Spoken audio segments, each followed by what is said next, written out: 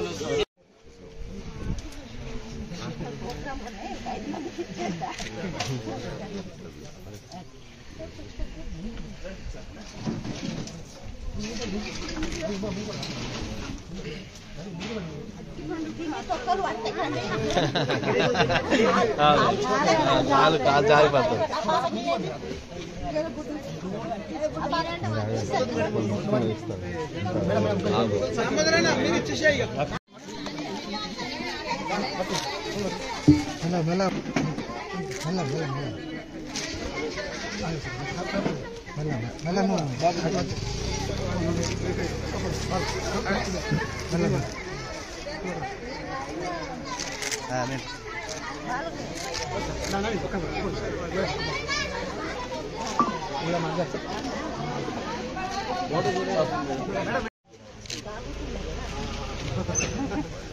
చేతిలో మనం పని చేసుకోవాలి. మన చేతిలో అన్ని వదిలిపోవాలి. కానీ ఆరోగ్య విషయంలో ఈ ప్లాస్టిక్ వాడకండి. సాధ్యమైనంత వరకు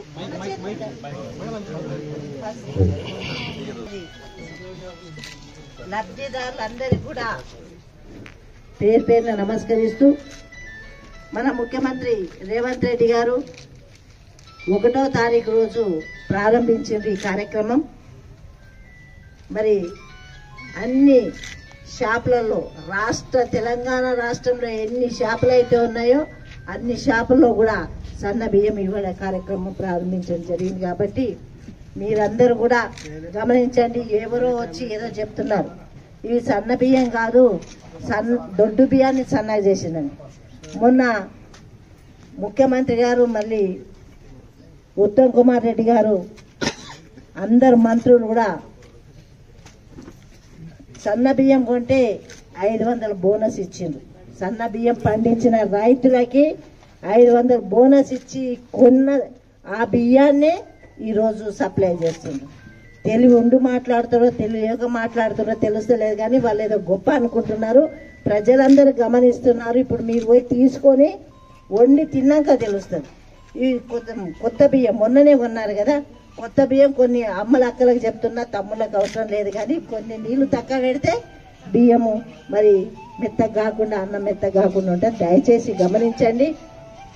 మరి కాంగ్రెస్ ప్రభుత్వం సంవత్సరంన్నర అయింది వచ్చి, ఎన్ని కార్యక్రమాలు చేసినో మీ అందరికీ తెలుసు. రాగానే 48 గంటలనే ఉచిత బస్సు ఇచ్చింది ఆడవాళ్ళ కోసం. ఇచ్చిందా లేదా? బస్సు ఎక్కుతున్నారా లేదా? బస్సు ఎక్కుతున్నాం కానీ రాసింది అంటే అదే మన తప్పే, కానీ గవర్నమెంట్ తప్ప. పని లేకున్నా పని ఉన్నా పోతున్నారు బస్సులలో. ఎందుకంటే అక్కలకి స్వేచ్ఛ వచ్చింది, స్వతంత్రం వచ్చింది.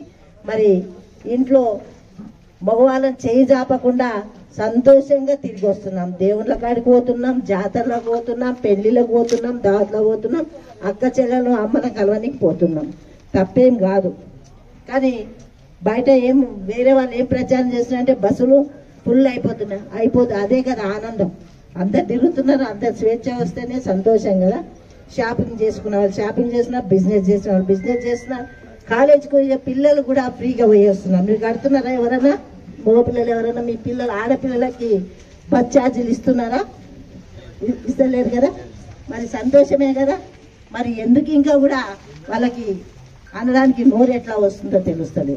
కానీ ప్రజలకైతే తెలుసు, మాకు మాట ఇచ్చిన ప్రకారం గ్యారంటీలను ఇస్తుంది, ఒకటి చేస్తుందని ప్రజలకు తెలుసు.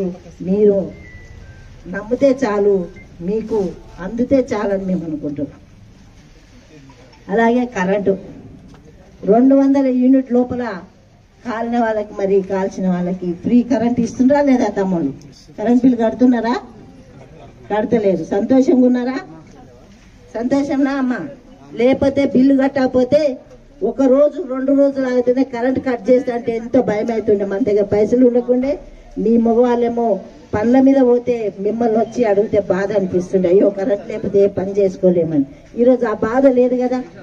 కరెంటు మన చేతిలో ఉంది. ఎంత కాల్చుకోవాలన్నా మన చేతిలో ఉంది. మరి ఊకే ఫ్యాన్ తిరిగితే పొద్దాక లైట్ వేస్తే మరి కరెంటు కాలుతుంది. అవసరం ఉన్నప్పుడు వేసుకొని, అవసరం లేనప్పుడు బంద్ చేసుకుంటే బిల్లు తక్కువ వస్తుంది. కాబట్టి మీ చేతిలో నుండి గవర్నమెంట్ అయితే మాట తప్పుతలేదు, ఇచ్చిన మాట ప్రకారం అన్ని చేస్తూ ఉంది. మరి గత ప్రభుత్వం మీ అందరికి తెలుసు, మా పార్టీ అయితేనే చేస్తాము. కానీ కాంగ్రెస్ ప్రభుత్వం అట్లా అంటుందా? నువ్వు ఈ పార్టీ ఆ పార్టీ నువ్వు ఓటేయలేదు అంటుంది. ఎక్కడా అన్నదా? రాష్ట్రంలో ఎక్కడ అనట్లేదు. ప్రజలు లేని వాళ్ళకి ఇప్పుడు కాదు, స్వతంత్రం వచ్చినప్పటి నుంచి కాంగ్రెస్ ప్రభుత్వమే లేని వాళ్ళకి చేస్తుంది. ఇందిరమ్మ ఏమన్నది? గరీబ్ హఠావో అన్నది, అంతే కదా. ఉన్నోనికి పెట్టమన్నదా ఇందిరమ్మ? మరి ఇప్పుడు కూడా రాహుల్ గాంధీ కానీ, సోనియా గాంధీ గారు కానీ, ప్రియాంక గారు కానీ, అదేవిధంగా కానీ నర్సింగ్ చేసిన వాళ్ళు కానీ, మరి కొన్ని ఉద్యోగాలు రెవెన్యూలో కూడా అయినాయి. అంటే ఎగ్జామ్ పెట్టిండ్రు, వాళ్ళు ఎవరికి ఎక్కువ మార్కులు వస్తారు. ఎవరు కూడా దీంట్లో లంచం తీసుకోలేదు, రికమెండేషన్ నడవలేదు. చదివిన బట్టే ఇవ్వడం జరిగింది, రిజర్వేషన్ బట్టే ఇచ్చిండ్రు. ఎస్సీలకి reservation, SC reservation, BC reservation, ఆ ప్రకారంగా ఉద్యోగాలు ఇవ్వడం జరిగింది. మరి ఇట్లా చేస్తూ పోతుంది. ఇంకా కూడా ఒకటే ఉందనుకుంటాను నాకు తెలిసి పెన్షన్. అది కూడా ఇదే విధంగా మీ గలీలోకి వచ్చే పెన్షన్లు కూడా ప్రకటిస్తాం. ఇంకా కొత్త పెన్షన్లు, కొత్త రేషన్ కార్డు కూడా వస్తాయి. ఎవరు కూడా సన్నబియ్యం ఇస్తున్నాం మాకు రేషన్ కార్డు ఇవ్వలేదు అని ఉంటుంది. అది సిస్టంలో నడుస్తుంది, లిస్ట్ తయారవుతుంది. కొత్తవి కూడా రేషన్ కార్డు రాగానే వాళ్ళకు కూడా సన్నబియ్యం ఇవ్వడం జరుగుతుంది. ఎవరు కూడా బాధపడే అవసరం లేదు. దయచేసి ఇవన్నీ కూడా దృష్టిలో పెట్టుకొని తప్పకుండా మరి మీ ఆశీర్వాదం ఉండాలి. ఇప్పుడు బాలు ఎంత గట్టి కొడితే ఎట్లా వస్తుంది, అక్కడనే పోతుంది బాలు. గోడకు తాకినాక ఏమవుతుంది, మళ్ళీ అంతే బలంతో వస్తుంది. ఇది కూడా ప్రభుత్వం మీ అందరికీ చేస్తుంది. మీ అందరు కూడా మళ్ళీ ప్రభుత్వాన్ని ఆశీర్వదించాలి.